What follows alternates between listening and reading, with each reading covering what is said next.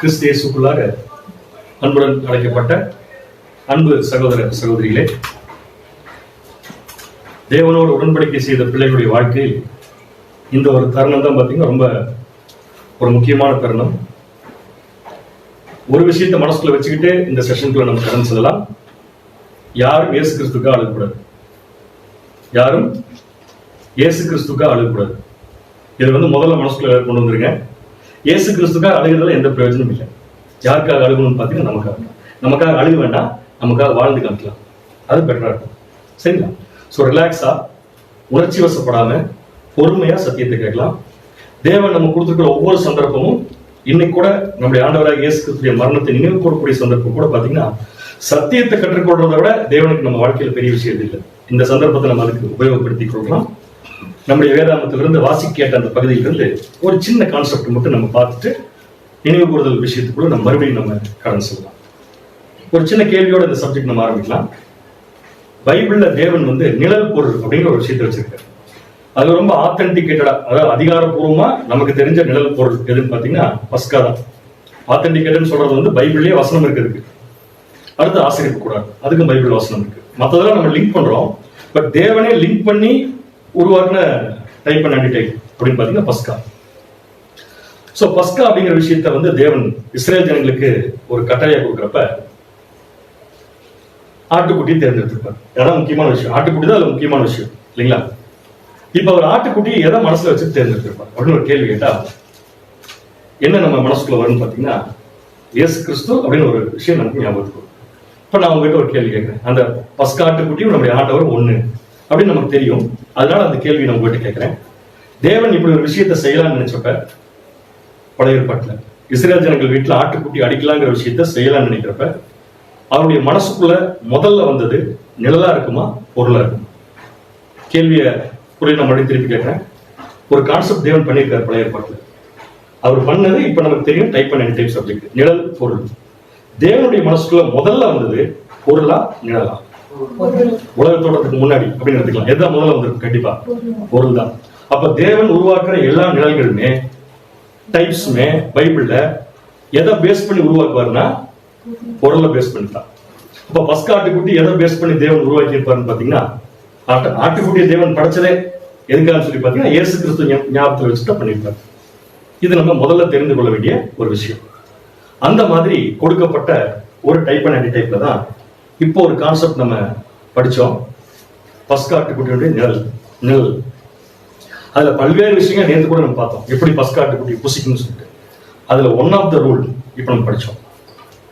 Israel ஜனங்கள் எகிப்துக்குள்ள நிழல்ல பஸ்கா ஆட்டுக்குட்டியை சாப்பிடும் போது கடைபிடிக்க வேண்டிய ஒரு முக்கியமான ரூல். அந்த ரூல் செய்யாமட்டான்னு வச்சுக்கோங்களேன், அவங்களுக்கு பஸ்கா கடந்து போற விஷயமே இருக்காது. ஜனத்தில் இராதபடிக்கு அறுப்புண்டு போவாங்க. அதான் ரிசல்ட். அப்படி தேவன் சொன்ன ஒரு கட்டளை நம்ம வாசிச்சோம். அதை மறுபடியும் வாசிக்கலாம். யாத்திராகமம் 12ஆம் அதிகாரம் 46ஆம் வசனம். யாத்திராகமம் 12ஆம் அதிகாரம் 46ஆம் வசனம். அதை ஒவ்வொரு வீட்டிற்குள்ளும் புசிக்க வேண்டும். நல்லா கவனிங்க, இந்த ஒவ்வொரு வார்த்தையும் நமக்கு ரொம்ப முக்கியம். பஸ்கா ஆட்டுக்குட்டியை நம்ம நிழல்ல இஸ்ரேல் ஜனங்கள் எங்க புசிக்கணும்? அந்தந்த வீட்டுக்குள்ளதான் புசிக்கணும். அடுத்தது, அந்த மாம்சத்தில் கொஞ்சமாகிலும் வீட்டிலிருந்து வெளியே கொண்டு போக கூடாது. பஸ்கா ஆட்டுக்குட்டியுடைய மாம்சத்துல கொஞ்சம் கூட எங்க போக கூடாதுங்க? வெளியே போக கூடாது. அடுத்தது, அதில் ஒரு எலும்பையும் முறிக்க கூடாது. அதில் ஒரு எலும்பையும் கூட என்ன பண்ணக்கூடாது? முறிக்க கூடாது. இத கூட தேவன் எதை பேஸ் பண்ணி டிசைட் பண்ணிருப்பாரு? இது ஒரு நிழல். இதுல ஒரு நிழல்ல ஒரு கட்டளை. இந்த கட்டளை கூட எதை பேஸ் பண்ணி தான் டிசைட் பண்ணிருப்பாருன்னா பொருளை வச்சுட்டா. பொருள் யாரு? நம்முடைய ஆண்டவராகிய இயேசு கிறிஸ்து. அப்ப இயேசு கிறிஸ்துக்கு என்ன நடக்கணுமோ அதை தான் இங்க நடத்தி காமிச்சிருக்காரு. அவர் நடத்தி காமிச்சனுடைய விளக்கத்தை தான் இப்ப படிச்சோம். அதை மறுபடியும் ஒரு தடவை நம்ம சொல்லி பார்த்துக்கலாம். பஸ்கா ஆட்டுக்குட்டியை சாப்பிடும் போது இஸ்ரேல் ஜனங்கள் என்ன செய்யக்கூடாது? முதல்ல வீட்டை விட்டு வெளியே போக கூடாது. அடுத்தது, பஸ்கா ஆட்டுக்குட்டிய மாம்சத்தையும் என்ன பண்ணக்கூடாது? வெளியே கொண்டு போக கூடாது. அதோட முக்கியமான விஷயம் பாத்தீங்கன்னா பஸ்கா ஆட்டுக்குட்டியினுடைய எலும்பை என்ன பண்ணக்கூடாது? முறிக்க கூடாது. எலும்பை முறிக்காம சாப்பிடுறதுன்னு அவ்வளவு ஈஸியா. ஆனா எலும்பு என்ன பண்ணக்கூடாது? முறிக்கூடாது. எப்படி முறிக்காம சாப்பிட்டு இருப்பாங்கன்னு பாக்குறது இப்ப சப்ஜெக்ட் இல்ல. தேவன் ஒரு விஷயத்த சொல்றாருன்னா அது ஒரு நிழல். அந்த நிழல் எதை பேஸ் பண்ணி இருக்குன்னு சொல்லி பாத்தீங்கன்னா பொருளை பேஸ் பண்ணி இருக்கும் அப்படின்னு தெரிஞ்சுட்டோம் இல்லையா? அப்ப இயேசு கிறிஸ்துடைய எலும்புகள் முறிக்கப்படல. ஏன் முறிக்கப்படலைங்கிறதுக்கு விளக்கம் பார்க்கலாம். பட் இங்க ஏன் முறிக்கப்படலைன்னா, பொருள்ல இயேசு கிறிஸ்துடைய மாம்சத்தில் இருக்கிற எந்த எலும்பு என்ன கூடாதுங்க, முறிக்கப்படக்கூடாது. இது ப்ராபசி. அதை பேஸ் பண்ணி தான் பஸ்கா ஆட்டுக்குட்டிக்கு தேவன் இந்த ஒரு விளக்கத்தை நமக்கு கொடுத்திருக்காரு. சோ இப்போ நம்ம ஒரு கேள்விக்குள்ள போலாம். ஃபர்ஸ்ட் பாயிண்ட், இந்த கட்டளையில இஸ்ரேல் ஜனங்கள் பஸ்காவை எங்கதான் புசிக்கணும்? வீட்டுக்கு உள்ளதான் புசிக்கணும். மாம்சத்தை கூட வீட்டுக்கு வெளியே எடுத்துட்டு போக கூடாது இல்லையா? இப்ப இந்த கான்செப்ட் மட்டும் ஃபர்ஸ்ட் நமக்கு அப்ளை பண்ணலாம். அங்க இஸ்ரேல் ஜனங்களுக்கு இங்க யாருக்கு? நமக்கு தான். அப்ப நாம கூட ஒரு வீடு இருக்கு, அந்த வீட்டுக்குள்ளதான் இந்த மாம்சத்தை புசிக்கணும். அந்த வீட்டுக்குள்ள இருந்து இந்த மாம்சத்தை, மாம்சம்னா ஆட்டுக்குட்டியுடைய மாம்சம் இல்ல, நம்முடைய ஆண்டவருடைய மாம்சத்தை வெளியே எடுத்துட்டு போக கூடாது. முதல்ல நம்ம கண்டுபிடிக்க வேண்டியது இது கீழ்ப்படியணும். இல்லாட்டி ஜனத்தில் இல்லாதபடிக்கு அறுப்புண்டு போவோம். சப்ஜெக்ட் சர்வர் எடுத்தார் இல்லையா, செகண்ட் கடந்து போகணும் இல்லையா? சோ இப்ப நமக்கு முதல்ல இது வீடு அப்படின்னு, இதுக்கு முன்னாடி நம்ம வீடு இல்லாம இருந்திருக்கோம். தேவன் நமக்கு ஒரு வீடு கொடுத்திருக்காரு. சோ அந்த வீடு காலியா இருந்துச்சான்னு பார்த்தா இல்ல, அந்த வீட்டுல ஏற்கனவே 2 பேர் இருந்தாங்க. அந்த 2 பேர் இருக்கிற வீட்டுக்குள்ள நம்மளை கொண்டு சேர்த்திருக்காங்க. இப்ப அந்த வீட்டுக்குள்ளதான் பஸ்கா ஆட்டுக்குட்டி புசிக்கணும். இப்ப சொல்லி பார்க்கலாம், அந்த வீடு எது? எபேசியர் 2ஆம் அதிகாரம் 19ஆம் வசனம். எபேசியர் 2ஆம் அதிகாரம் 19ஆம் வசனம். அநேகமா சப்ஜெக்ட் கேட்டிருக்கிற எல்லாருமே பைபிள் வச்சிருப்பீங்கன்னு நினைக்கிறேன். நீங்க பைபிள் வாசிக்கும் போது எடுத்து வாசிச்சுக்கோங்க. எபேசியர் 2ஆம் அதிகாரம் 19ஆம் வசனம். ஆகையால் நீங்கள் இனி அந்நியரும் பரதேசிகளுமாய் இராமல். நமக்கு தான் பர்டிகுலரா நீங்கள் அப்படிங்கிறது நம்மள தான். இனிமேல் நீங்க எப்படி இருக்க கூடாது? அந்நியரும் பரதேசிகளுமாய் இராமல். அப்படின்னு என்ன அர்த்தம்? இதுக்கு முன்னாடி எப்படித்தான் இருந்திருக்கணும் நம்ம? இதுக்கு முன்னாடிங்கிறது எதுக்கு அப்புறம் நம்ம பார்க்கலாம். பட் இதுக்கு முன்னாடி கண்டிப்பா நம்ம எப்படித்தான் இருந்திருக்கோம்னா, அந்நியரும் பரதேசிகளுமாய் இராமல் பரிசுத்தவான்களோட ஒரே நகரத்தாரும் தேவனுடைய வீட்டாருமாய் இருந்து. என்னவா இருக்கணும்? தேவனுடைய வீட்டாருமா. அப்ப நம்ம எந்த வீட்டுக்குள்ள வந்துட்டோம்? தேவனுடைய வீட்டுக்குள்ள வந்தோம். சோ இந்த வீடு காலியா இருக்கா, அல்லது ஏற்கனவே இந்த வீட்டுல யாரும் இருக்காங்களா? ஏற்கனவே இருக்கிறாங்க இல்லையா? ஏற்கனவே ஒரு வீடு இருக்கு, அந்த வீட்டுக்குள்ள நம்மள வந்து சேர்ந்திருக்கோம். நம்ம வந்து சேர்ந்திருக்கோம். இப்ப கொஸ்டின்னா, யார் யார் இந்த வீட்டுக்குள்ள முதல்ல இருந்தாங்க? ஃபர்ஸ்ட் இருந்தது யார்? ஓனர். சந்தேகமே கிடையாது. யாருன்னு கேட்டீங்கன்னா, பிதாவாகிய தேவன். அடுத்தது யாரு? நம்முடைய ஆண்டவராகிய இயேசு கிறிஸ்து. அடுத்தது யாரு? அப்போஸ்தலர்கள். சபையினுடைய ஃபர்ஸ்ட் மெம்பர்ஸ் என்ன பண்றாங்க? இந்த வீட்டுக்குள்ளதான் பஸ்கா ஆட்டுக்குட்டியுடைய மாம்சத்தை சாப்பிட்டிருக்காங்க. எல்லாருமே பஸ்கா ஆட்டுக்குட்டியுடைய மாம்சத்தை இந்த வீட்டுக்குள்ள இருந்தா சாப்பிட்டிருக்காங்க. இந்த வீட்டுல தேவன் இருக்காரு. இப்ப யார் இருக்கான்னு பாத்தீங்கன்னா, கிறிஸ்துவும் இருக்காரு. கரெக்டுங்களா? இப்ப நமக்கு இந்த வீட்டுக்குள்ள போறதுக்கு முன்னாடி நம்ம எப்படி இருந்தோம் பாத்தீங்கன்னா, அந்நியரும் பரதேசிகளும். இப்ப கொஸ்டின், அந்நியரும் பரதேசிகளும் இருந்தவங்க வீட்டுக்குள்ள போக முடியுமா? கண்டிப்பா போக முடியாது. ஆனா இப்ப வீட்டுக்குள்ள போயிட்டோம், அதனாலதான் இன்னைக்கு மாம்சத்தை சாப்பிட போறோம். எப்படி போகணும்? கேள்வி தெளிவா இருக்கா? எப்படி போகணும்? தெரியாம ஏமாத்தி போயிட்டோமா? நம்ம எப்படி உள்ள போனோம் கேட்கிறேன். இந்த வீட்டுக்கு எப்படி வந்தோம்? எப்படி வந்தோம்னா அதுக்கு ஒரே ஒரு காரணம் தான், வேற யாருமே கிடையாது. நம்முடைய ஆண்டவராக இயேசு கிறிஸ்து தான். அவருடைய பலிதான் காரணம். வாசிக்கலாம் பாருங்க. அதே எபேசியர் 2ஆம் அதிகாரம் 17ஆம் வசனம். எபேசியர் 2ஆம் அதிகாரம் 17ஆம் வசனம். ஒருவேளை கேட்டிருக்கவங்களுக்கு பைபிள் ஸ்பீடா எடுக்க முடியலன்னா நீங்க ஜஸ்ட் கவனிங்க போதும். எபேசியர் 2ஆம் அதிகாரம் 17ஆம் வசனம். அல்லாமலும் அவர் வந்து தூரமாய் இருந்த உங்களுக்கும் சமீபமாய் இருந்த அவர்களுக்கும், இஸ்ரவேல் ஜனங்களுக்கும் சமாதானத்தை சுவிசேஷமாக அறிவித்தார். அடுத்தது, அந்தபடியே நாம் இரு திறத்தாரும் ஒரே ஆவியினாலே பிதாவினிடத்தில் சேரும் ஸ்லாக்கியத்தை அவர் மூலமாய் பெற்றிருக்கிறோம். பிதாவினிடத்தில் சேரும் ஸ்லாக்கியத்தை யார் மூலமா பெற்றுக் கொண்டிருக்கிறோம்? நம்முடைய ஆண்டவராகிய இயேசு கிறிஸ்து. அப்ப இயேசு கிறிஸ்து தான் நம்மள தேவனுடைய வீட்டுக்குள்ள கூட்டிட்டு போயிருக்காரு. நம்ம அதுக்கு முன்னாடி எப்படி இருந்தோம்? அந்நியர். அப்ப அந்நியரும் பரதேசிகளும் இருக்கிறப்ப நமக்குன்னு ஒரு ரூல்ஸ் இருக்கும், நமக்குன்னு ரெகுலேஷன்ஸ் இருக்கும், நமக்குன்னு சில பழக்க வழக்கங்கள் இருக்கும். அந்த பழக்க வழக்கங்கள் இந்த வீட்டுக்குள்ள வந்து காமிக்க முடியுமா? அப்ப இயேசு கிறிஸ்து கூட்டிட்டு வரப்ப என்ன சொல்லிட்டாரு? இந்த பழக்க வழக்கத்தை எல்லாம் வெளியே விட்டுருங்க. இந்த வீட்டுக்குள்ள கூட்டிட்டு வரப்ப இந்த வீட்டுல என்ன ரூல்ஸ் இருக்கோ அதை தான் நீங்க என்ன பண்ண ஃபாலோ பண்ணணும். எந்த வீட்டுக்குள்ள? தேவனுடைய வீட்டுக்குள்ள எந்த சட்ட திட்டம் இருக்கோ அதை தான் நீங்க ஃபாலோ பண்ணணும். இப்ப நம்ம எப்படி தப்பா புரிஞ்சுக்கூடாதுன்னா, புதுசா இயேசு கிறிஸ்து சட்டம் போட்டு நம்ம கூப்பிட போறது இல்லை. ஏற்கனவே அந்த வீட்டுல அந்த ரூல் இருக்கு. ஏற்கனவே அந்த வீட்டுல அந்த சட்டம் இருக்கு. அந்த சட்டத்துக்கு கீழ்ப்படிச்சவங்க மட்டும்தான் அந்த வீட்டுக்குள்ள இருக்க முடியும். நான் சொல்றது உங்களுக்கு புரியுதா? ஒரு வீட்டுக்கு போறோம், அது வேற ஒருத்தருடைய வீடு, ஒரு சகோதரனுடைய வீடு அல்லது ஒரு சொந்தக்காரன் வீடு. அந்த வீட்டுல போய் ஒரு 10 நாள் தங்குறோம்னு வச்சுக்கோங்களேன். 10 நாள் தங்குறனாம அந்த வீட்டுக்குள்ள போய் 10 நாள் தங்குறப்ப நம்ம இஷ்டத்துக்கு இருந்தோம்னா அந்த வீட்டுக்காரங்களுக்கு அது ஒத்து வராது. அப்ப என்ன சொல்லுவாங்க, பிரதர் இங்க இப்படி இருக்க கூடாது சொல்றாங்களா இல்லையா, எங்க ஏரியால இப்படி இருக்க கூடாது, இப்படி இருந்து இது பிரச்சனை அப்படின்னு சொல்ற மாதிரி இந்த வீட்டுக்குள்ள, தேவனுடைய வீட்டுக்குள்ள இயேசு கிறிஸ்து நம்ம கூப்பிட்டு வரப்ப, அவரை தவிர வேற வாய்ப்பே கிடையாது நம்ம கூப்பிட்டு வரும்போது அவர் என்ன செய்யறாருன்னு சொல்லி பாத்தீங்கன்னா, ஏற்கனவே அந்த வீட்டுக்குள்ள வருபவர்களுக்கு தேவன் என்ன ரூல் போட்டு வச்சிருக்காரு அதை சொல்றாரு. இப்ப நம்ம எப்படி புரிஞ்சுக்கலாம்னா, அப்ப தேவன் போட்ட சட்டத்துக்கு முதல்ல யார் கீழ்படிச்சது, நம்முடைய ஆண்டவராகிய இயேசு கிறிஸ்து அங்கிருந்து கீழ்படிறாரு.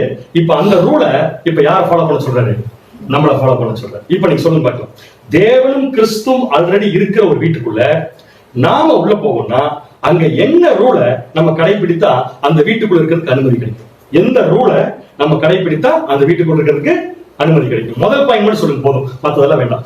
முக்கியமான பாயிண்ட், அந்த வீட்டுக்குள்ள இருக்கிறதுக்கு இது இருந்தா தான் வர முடியும். அப்படிங்கிறதுக்கு என்ன ஒரு உதாரணம் சொல்லட்டுமா, நானும் நித்தின் பதில் அந்த வீட்டுல இருக்கோம், ஒருத்தர் வீட்டுக்கு போயிருக்கோம், ஒரு வீட்டுக்கு போயிருக்கோம். அந்த வீட்டுல நாங்க 2 பேரும் கொஞ்ச நேரம் இருக்கிறதுக்காக வந்திருக்கோம். இப்ப நாங்க 2 பேரும் அந்த வீட்டுக்கு வந்து பயங்கர சண்டை, காலையில எந்திரிச்சா சண்டை, மதியம் எந்திரிச்சா சண்டை, மதியம் எந்திரிச்சாரு, மதியானம் வந்தா சண்டை, சாயந்தரம் வந்தா சண்டை, எப்ப பார்த்தா சண்டை 2 பேருமே. இப்ப அந்த வீட்டுக்காரர் என்ன சொல்லுவாரு, 2 பேரும் என்ன பண்ணுங்க கடத்த காலி. ஏன்னா இது அமைதியான வீடு. அப்ப தேவனுடைய வீட்டுக்குள்ள இருக்கிறப்ப எப்படி இருக்கணும், தேவன் ஒரு ரூல் வச்சிருப்பாரு, அதுதான் இருக்கணும். அந்த ரூல்ல முதல் ரூல் என்னவா இருக்கு நீங்க நினைக்கிறீங்க, ஒரே மனம். சரியான பாயிண்ட், எல்லா பாயிண்ட் இதுக்குள்ள அமைஞ்சிருச்சு. இதைத்தான் அப்போஸ்தலன் பவுல் சொல்றாரு, ஏன்னா அவர் அந்த வீட்டுக்குள்ள இருக்காரு பவுல், அதனால சொல்றாரு இந்த வீட்டுக்குள்ள இருக்கிறதுக்கு ஒருத்தர் இல்ல 1,40,000 பேருக்கு வாய்ப்பு இருக்கு. இந்த 1,40,000 பேர் இந்த வீட்டுக்குள்ள இருந்தா தான் பஸ்கா ஆட்டுக்குட்டி சாப்பிட முடியும். அப்படின்னா முதல்ல இந்த வீட்டுக்குள்ள இருக்கிறதுக்கு முதல்ல கத்துக்கோங்க, அப்பதான் நீங்க சாப்பிடணும். சோ இந்த வீட்டுக்குள்ள இருக்கிறதுக்கு நம்ம என்ன கத்துக்கோம்னா, இந்த வீட்டு ஓனர் என்ன சொல்றாரோ அதை கத்துக்கணும். என்ன சொல்றாரு நம்ம கிட்ட, என்ன சொல்றாரு, எப்படி இருக்குன்னு சொல்றாரோ அப்படி இருக்கு சொல்றாரு. அப்போஸ்தலன் இப்போ அருமையான வசனம் சொல்லியிருக்காரு, 1 கொரிந்தியர் 12ஆம் அதிகாரம் 12ஆம் வசனம். 1 கொரிந்தியர் 12ஆம் அதிகாரம் 12ஆம் வசனம். 1 கொரிந்தியர் 12ஆம் அதிகாரம் 12ஆம் வசனம். எப்படி எனில் சரீரம் ஒன்று, சரீரம் ஒன்று. அடுத்தது, அதற்கு அவயவங்கள் அநேகம். நமக்கு நல்ல பழக்கப்பட்ட விஷயம், அதற்கு அவயவங்கள் அநேகம். அவயவங்கள் அநேகம் சொல்லாமா, எண்ணிக்கையில சொல்லாமா, 1,44,000 அவயவங்கள் அநேகம். அடுத்தது, ஒரே சரீரத்தின் அவயவங்கள் எல்லாம் அநேகமாய் இருந்தும் சரீரம் ஒன்றாகவே இருக்கிறது. இப்ப சொல்லுங்க, இந்த வீட்டுக்குள்ள இருக்கிறதுக்கு தேவன் நம்ம கிட்ட எதிர்பார்க்கிற முக்கியமான பிரதானமான சட்டம் என்னன்னு கேட்டா, ஒன்னா இருக்கணும். எப்படி இருக்கணும், ஒன்னா, ஒரே சிந்தையோட தான் இருக்கணும். புரியுது உங்களுக்கு? இந்த ஒரே சிந்தையோட இருக்கணுங்கிறதுனாலதான் நம்ம இந்த வீட்டுக்குள்ள இருக்கோம். கரெக்டா சொல்றது, இந்த ஒரே சிந்தை யாருக்காவது 2 பேருக்குள்ள இல்ல, ஒரு 3 பேருக்குள்ள இல்லைன்னா அவங்க எதுக்குள்ள இல்லைன்னு அர்த்தம், வீட்டுக்குள்ளே இல்லை. இப்ப சொல்லுங்க, நம்ம பஸ்கா ஆட்டுக்குட்டியுடைய பொருளை சாப்பிட போறோம். இப்ப நம்ம இதை சாப்பிடறோம்னா நம்ம இந்த வீட்டுக்குள்ள இருந்தாலும் சாப்பிடுறோம். அப்ப இந்த வீட்டுக்குள்ள இருக்கிறது நமக்கு என்ன தேவை, ஒரே சிந்தை. அப்ப நிழல்ல தேவன் இஸ்ரேல் ஜனங்களுக்கு ஏன் வீட்டை விட்டு வெளியே போய் சாப்பிடக்கூடாதுன்னு சொன்னார்னா, வீட்டுக்குள்ள இருந்து சாப்பிடறதுக்கு ஒரு அர்த்தம் இருக்கு. இங்க நம்மளை பொறுத்த வரைக்கும் இப்ப நாம இதை சாப்பிடணும்னா நாம முதல்ல எப்படி இருக்கணும்னா ஒரே சிந்தை. இந்த ஒரே சிந்தையை விட்டு யாராவது இங்க இருந்து வெளியே போயிருந்தோம்னா சாப்பிட்டா அது நமக்கு பிரயோஜனம் இல்லை. அதைத்தான் நிழல்ல காமிக்கிறாரு, வீட்டுக்குள்ள மட்டும்தான் இந்த மாம்சத்தை நீங்க என்ன பண்ணணும், சாப்பிடணும். இந்த வீட்டுக்குள்ள நிறைய பாயிண்ட்ஸ் இருக்கு, நான் சொன்னது பிரதான பாயிண்ட் மட்டும், ஒரே சிந்தை. நம்ம எத்தனை பேரா இருக்கோம், 1,40,000 பேரையும் ஒண்ணு அணிக்க வச்சா ஒரு வேலையை பண்ண சொன்னா, உன்னை யோசிக்க சொன்னா அவங்க எத்தனை மாதிரி யோசிப்பாங்க, ஒரே மாதிரி யோசிப்பாங்க.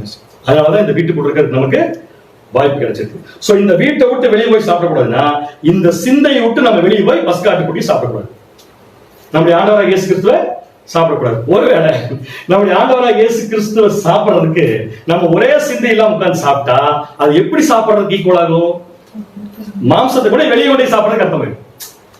இயேசு கிறிஸ்துடைய மாம்சத்தை எங்க கொண்டு சாப்பிடறாங்க, ஏன்னா நமக்கு ஒரே சிந்தை இல்லை. அப்ப நம்ம எங்க கொண்டு சாப்பிடுறோம், வெளியே கொண்டு போய் சாப்பிடுறோம். வெளியே கொண்டு போய் சாப்பிட்டா நம்ம வீட்டை விட்டு நம்ம வாழ்ந்துக்கலாம், யாரையும் எடுத்துட்டு போறோம், இயேசு கிறிஸ்து எடுத்துட்டு போறோம். இது நடக்கலாமா, கண்டிப்பா நடக்கும். அப்ப முதல்ல இந்த பந்தி அனுசரிக்கூடிய அன்பான சகோதர சகோதரிகளை எத்தனை பேர் இருந்தாலும் சரி, ஒரே நிமிஷம் யோசிச்சு பாருங்க, நம்ம எல்லாருக்கும் ஒரே சிந்தை இருக்கா. நான் சொல்ற ஒரே சிந்தை உங்களுக்கு புரியுது எனக்கு, நமக்குள்ள வாக்குவாதங்கள் வரக்கூடாது, நமக்குள்ள யார் பெரியவன் என்ற எண்ணம் வரக்கூடாது, நமக்குள்ள எது பெருசுங்கிற எண்ணம் வரக்கூடாது, நமக்குள்ள விட்டு கொடுக்கிற மனப்பான்மை இல்லாம போக கூடாது. நம்ம எல்லாருக்கும் ஒரே அஸ்திபாரம் தான், நம்ம எல்லாருக்கும் ஒரே தலை தான், நம்ம எல்லாரும் படிக்கிற சத்தியமும் ஒண்ணுதான், நம்ம எல்லாரும் இருக்கிற சரீரமும் ஒண்ணுதான், நம்ம எல்லாரும் இருக்கிற வீடும் ஒண்ணுதான். அந்த வீட்டுக்குள்ளதான் இந்த மாம்சத்தை என்ன பண்ணிட்டார் சாப்பிடும். இது ஃபர்ஸ்ட் பாயிண்ட், விளக்கம் முடிச்சது. அடுத்தது அதே யாத்திராம 12:46 இன்னொரு விளக்கத்தை சொன்னாரு, இன்னொரு ஃபார்மாலிட்டி சொன்னாரு. பஸ்க ஆட்டுக்குட்டியின் மாம்சத்தை என்ன பண்ணக்கூடாதுங்க? மாம்சத்துல எலும்பை முடிக்க. இதுக்கு ஒரு அர்த்தம் இருக்குமா இருக்காதா? பஸ்க ஆட்டுக்குட்டி யார்? நம்முடைய ஆண்டவராக இயேசு கிறிஸ்துடைய நிழல். அப்ப நம்முடைய ஆண்டவராக இயேசு கிறிஸ்துடைய எலும்பும் என்ன கூடாது? முறிக்கப்படும். இது கிளியரா இருக்கு. அதான் நடந்துச்சு. அவருடைய எலும்புகள் என்ன பண்ணப்படல? முறிக்கப்படும். இப்ப எனக்கு கொஸ்டின், ஏன் பஸ்க ஆட்டுக்குட்டியின் எலும்பு முறிக்கப்படக்கூடாது?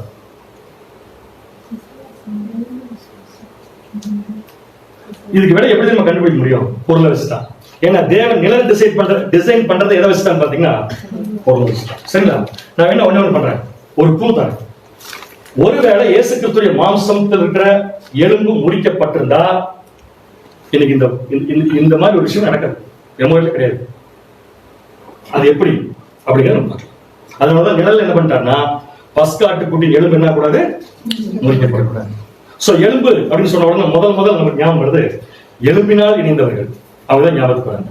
அங்க ஸ்டார்ட் பண்ணது கரெக்டா இருக்கு. எலும்பினால் இணைந்தவர்கள். தேவன் மனுஷனை உருவாக்குனாரு. மனுஷன் தனிமையா இருப்பது நல்லதென்ற அப்படின்னு சொல்லி கண்டாரு.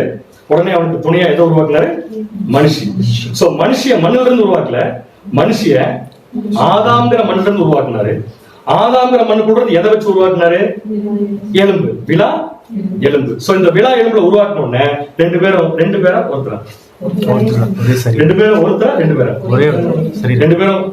ஒருத்தரா, ஒரே சரீரம். அப்ப எலும்பு என்ன பண்ணுதுன்னா ரெண்டு மாம்சத்தை ஒன்னாக்கிடுது. எலும்பு என்ன பண்ணுதுன்னா ரெண்டு மாம்சத்தை ஒன்னாக்கி. சொல்ற கரெக்டா? இப்ப சொல்ல மாட்டேங்கிறீங்க பதில். அப்பவே சொன்னீங்க, இப்ப சொல்ல மாட்டேங்கிறீங்க. அப்ப எலும்பு என்ன பண்ணுது? ரெண்டு மாம்சத்தை ஒன்னாக்கிடுச்சு. அது ஒன்னான ஒண்ணு ஆதாம் பேசுற பேச்சு பாத்தீங்களா? அப்படின்ட்டு எலும்பின் எலும்பும் மாம்சத்தின் மாம்சம். உடனே யோபு எழுதுறாரு, இவர்கள் தேவன் சொல்ற வார்த்தையை இவர்களை இனிமேல் யாருமே என்ன பண்ண முடியாது, பிரிக்கவே முடியாது. ஏன்னா எதுல இணைஞ்சிருக்காங்க? எலும்பினால் இணைஞ்சிருக்காங்க. புரியுது உங்களுக்கு? அப்ப ஒரு எலும்பு ரெண்டு மாம்சத்தை ஒன்னாக்கி, ஒரு எலும்பு ரெண்டு மாம்சத்தை ஒன்னாக்கி இருக்கு. யாருடைய எலும்பு? ஆதாமுடைய எலும்பு ஏவாளை உருவாக்கி ஆதாமி ஏவாளை என்னாக்கிடுச்சு? ஒரே மாம்சம். இப்பதான் நம்ம படிச்சோம், பஸ்க ஆட்டுக்குட்டி வீட்டுக்குள்ள சாப்பிடுறதுக்கு என்ன சிந்தை நம்ம கொடுக்கணும்? நம்ம எல்லாம் ஒரு சார். கரெக்டா புரியுது உங்களுக்கு? அப்படின்னா அப்படியே பொருளுக்கு போனா நம்முடைய ஆண்டவராக இயேசு கிறிஸ்து அப்படிங்கிறதுக்குள்ள யாரும் இருக்கா? சபை ஒருத்தரா 1,40,000 பேர். அப்ப 1,40,000 பேர் இயேசு கிறிஸ்துக்குள்ள எப்படி தான் இருக்குன்னு கேட்டா ஒன்னா தான் இருக்கும். ரைட்? சோ முதல் ஆதாம், முதல் ஏவாள், ரெண்டு பேரையும் தேவன் இணைச்சார் இல்லையா? அதுக்கு பேர் என்ன? இணைக்கிறதுக்கு என்ன பேர் வைக்கலாம்? திருமணம். திருமணங்கிறது என்ன? நம்மளை பொறுத்த பிப்ளிக்கலா உடன்படிக்கை. சரியான பாயிண்ட் தான். அப்படின்னா ஒரு எலும்பு உடன்படிக்கையின் மூலம் ரெண்டு மாம்சத்தை என்ன இருக்கு? இப்ப ஒன்னாக்கி இருக்கு. அந்த ரெண்டு மாம்சத்தை ஒன்னாக்குறதுனாலதான் ரெண்டு பேரும் ஒரே மாம்சம்னு பைபிள் சொல்லிருச்சு. இது முதல் ஆதாம், முதல் ஏவாள். இப்ப நீங்க உங்களுக்கு புரிஞ்சிருக்கு நினைக்கிறேன் என்ன சொல்றேன். அது முதல் ஆதாம், அது முதல் ஏவாள். ரெண்டு பேருக்கு ஒன்னாக்கிச்சா? எலும்பு கட் பண்ணி விட்டா என்ன? எலும்பு முடிச்சுட்டா என்ன? இப்ப எலும்பு ஒன்னா இருந்தா உடன்படிக்கை. கரெக்டா? உடன்படிக்கையில இணைச்சிட்டாங்க. எலும்பு முடிச்சுட்டா உடன்படிக்கை என்ன ஆயிரும்? முடிச்சு போயிடும். இந்த மாதிரி பழைய ஏற்பாட்டுல பண்ணிருக்காங்க தெரியுமா? எலும்பை முடிச்சு உடன்படிக்கை முடிச்சிருவாங்க. தேவனை சான்ஸ் கொடுத்திருக்காரு. முதல் தேவனுக்கு உடன்படிக்கை போட்ட ஜனங்கள் யாரு? இஸ்ரேல் ஜனங்கள்.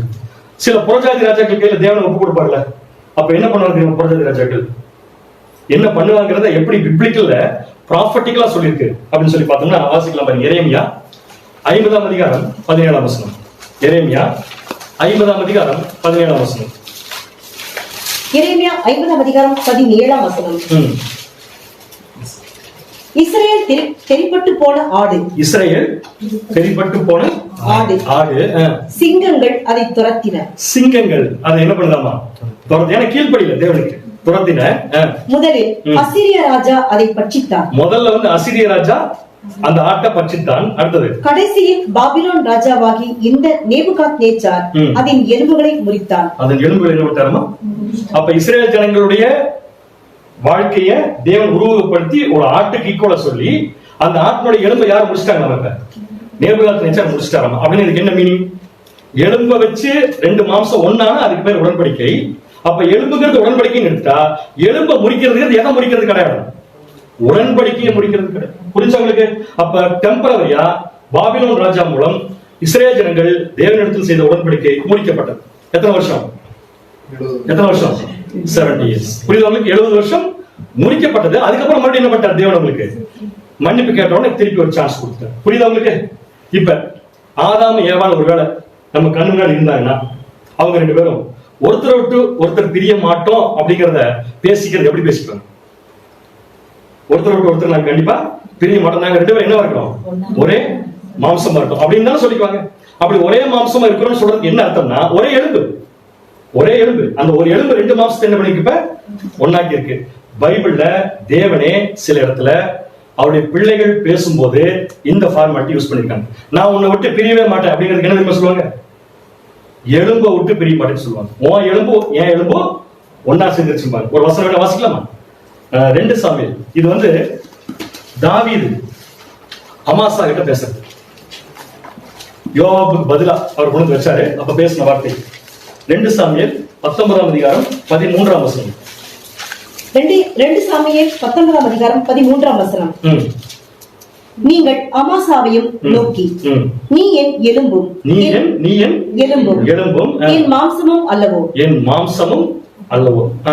நீ யோவாவுக்கு பதிலாக என்னாலும் எனக்கு முன்பாக படைத்தலைவனாய் இராவிட்டால் தேவன் அதற்கு சரியாகவும் அதற்கு அதிகமாகவும் எனக்கு செய்ய கடவுள். உன்னை விட்டா எனக்கு இந்த வேலை கரெக்டா யாருமே இல்லை, உன்னை நான் விட மாட்டேன் அப்படின்னு சொல்றது தாவீது எப்படி சொல்றாருன்னா, நீ என் எலும்பின் எலும்பு. அப்ப எலும்பு இணைகிறதுங்கிறது ஒரு உடன்படிக்கைக்கு அடையாளமா இருக்குன்னா, அன்பான சகோதர சகோதரிகளே, எலும்பு முறிக்கப்படுறதுங்கிறது எது முறிக்கப்படுற மாதிரி உடன்படிக்கை. இப்ப 2ஆம் ஆதாம் 2ஆம் ஏவாளுக்கு வந்துடலாமா? வேண்டாமா? சரி, 2ஆம் ஆதாம் கிட்ட இருக்கிற எலும்புனாலதான் 2ஆம் ஏவாள் உருவாயிருக்காரு. வசனம் எபேசியர் 5ஆம் அதிகாரம் 30ஆம் வசனம். எபேசியர் 5ஆம் அதிகாரம் 30ஆம் வசனம். நாம் அவருடைய சரீரத்தின் அவயவங்களாயும் அவருடைய மாம்சத்திற்கும் அவருடைய எலும்புகளுக்கும் உரியவர்களாயும் இருக்கிறோம். திருப்படிய அவருடைய மாம்சத்திற்கும் அவருடைய எலும்புகளுக்கும் உரியவர்களாயும் இருக்கிறோம். உரியவர்களாயும் இருக்கிறோம். அப்ப இயேசு கிறிஸ்துவின் எலும்புக்கு உரியவர்கள் யார்? நம்மதான்.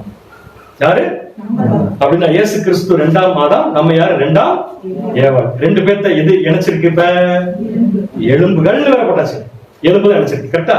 முதல் ஆதாம் முதல் ஏவாள் இணைந்தது எலும்புல.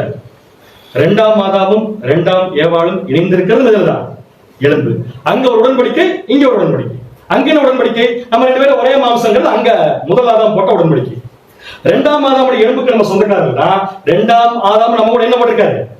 உடன்படிக்கை போட்டு. அப்பதான் எலும்பு மேட்ச் ஆகும். என்ன உடன்படிக்கை நம்ம கூட போட்டிருக்காரு? வேற ஒண்ணுமே இல்ல. நான் தனி ஆள் கிடையாது. என்னுடைய சரீரத்துல உங்களுக்கு என்ன உண்டு? பங்கு உண்டு. என்னுடைய ஜீவன் வேற யாருக்கும் கிடையாது. யாருக்கு தான்? உங்களுக்கு தான். நான் உங்களுக்கு என்னவா இருக்கேன்? தலையா இருக்கிறேன். உங்களுக்கு தேவையான எல்லாத்தையுமே நான் கொடுக்கிறேன். அது மட்டும் இல்ல, என் உயிரையும் உங்களுக்கு கொடுக்கிறேன் அப்படின்னு சொல்லி அவர் உடன்படிக்கை போட்டு அந்த எலும்பின் மூலமா தான் நம்ம உருவாயிருக்கோம். கரெக்டா? அப்ப அவர் கூட இருக்கிற எலும்பு யார்? நாம் அவர் கூட போட்டிருக்கிற உடன்படிக்கை, நம்மையும் அவரையும் இணைச்சிருக்கிற உடன்படிக்கை.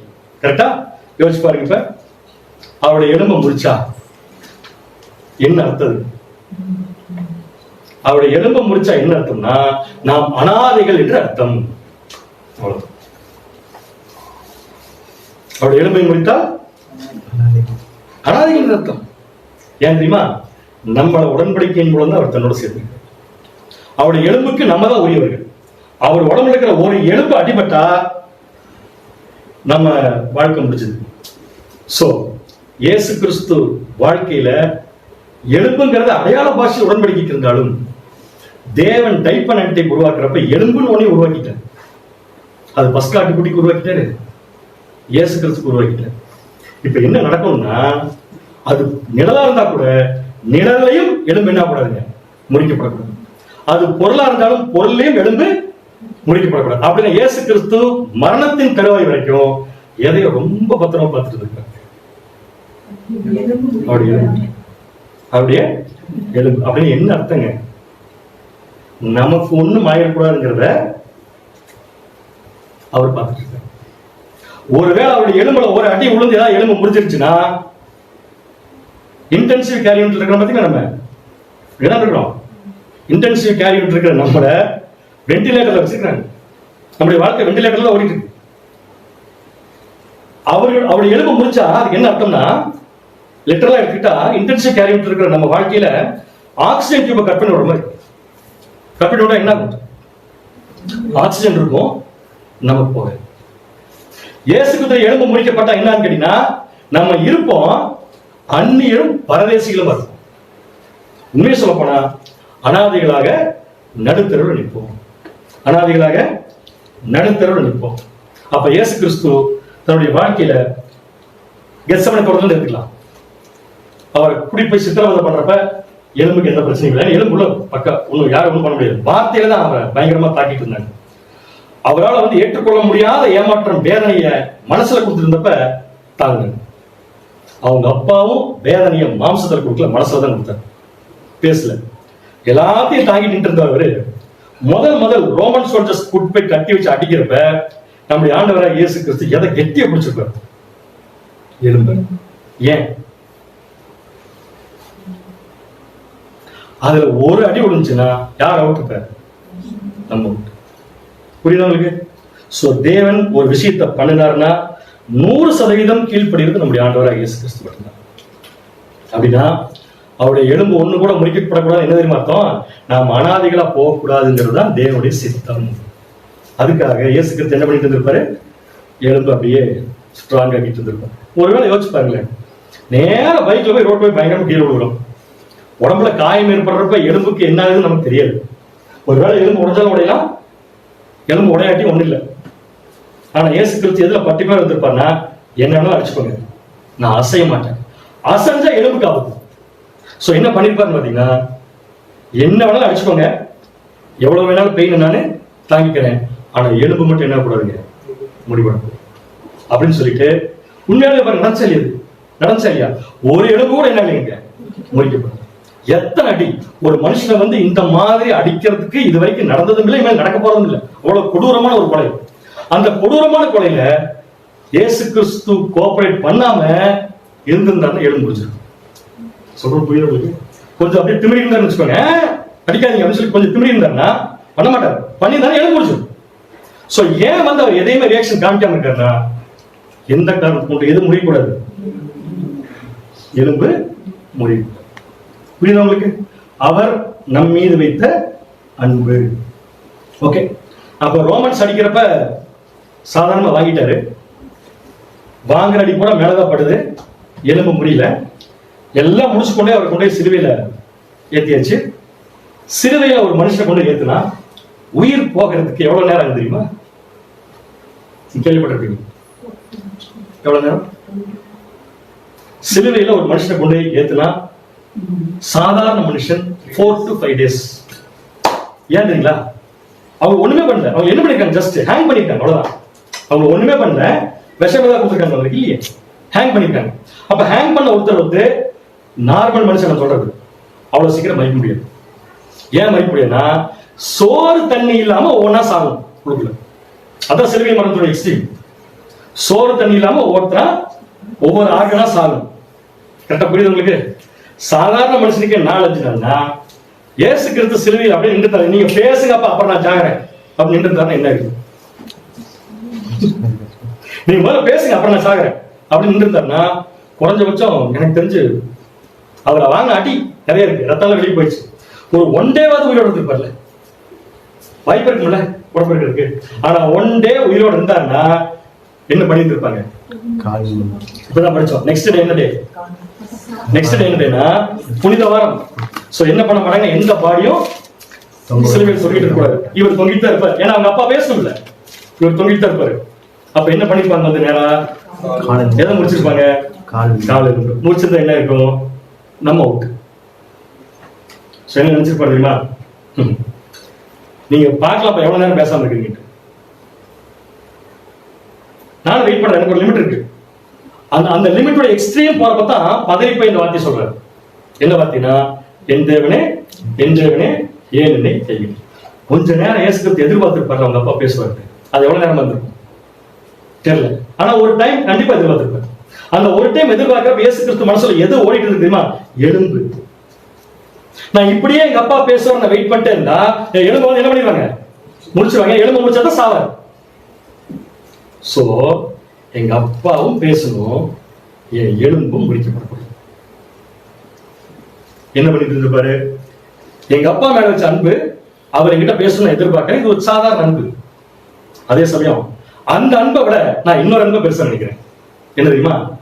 எனக்கு நீங்க கொடுத்த ஒருத்தரை கூட என்ன பண்ணக்கூடாது, இழக்கப்படாது. அதனால என்ன பண்றேன்னா வெயிட் பண்ணுவேன். ஒரு சர்டன் டைம் வந்த உடனே என்ன பண்ணிட்டாருன்னா, இதுக்கு மேல அப்பா நம்ம கூட பேச மாட்டோம். அப்ப ரெண்டு அன்புக்குள்ள போட்டி. ஒண்ணு தேவன் அவர் மேல வச்ச அன்பு, இவர் தேவன் மேல வச்சிருக்கிற அன்பு. இன்னொன்னு இயேசு நம்ம மேல வச்சிருக்கிற அன்பு. இவர் தேவன் மேல வச்சிருக்கிற அன்பும் தேவன் இவர் மேல வச்சிருக்கிற அன்பும் பெருசா இருந்தா பேசியிருப்பாங்க. தேவன் இந்த பெருசா நினைக்கல, இயேசு கிறிஸ்து பெருசா நினைக்கல. இந்த மாதிரி ஒரு அன்பு போட்டி போடுது. நம்ம மேல இயேசு கிறிஸ்து வச்ச அன்பு இப்ப அப்படியே நின்றுனால காலையில முடிச்சாங்க, நம்ம மேல வச்ச அன்பு போயிடும். சோ நம்ம மேல இயேசு கிறிஸ்து வச்ச அன்பு பெருசா, அவங்க அப்பா மேல வச்ச அன்பு பெருசான்னு சொல்லி சீர்தூக்கி பாக்குறப்ப இயேசு கிறிஸ்துக்கு எது பெருசா தெரிஞ்சிருக்குன்னா நம்ம மேல வச்ச அன்பு. சோ அப்பாவை பார்த்து சொல்றாரு, என் தேவனே என் தேவனே ஏன் என்னை கைவிட்டீர் சொல்லிட்டு தன்னுடைய ஆவி அவர் தான் எடுத்து கொடுக்குறாரு. ஜீவனை தேவன் எடுத்தாரு. யார் எடுத்து கொடுத்தா? அவர் தான் எடுத்து கொடுத்தாரு. நான் வச்சுக்கோங்க.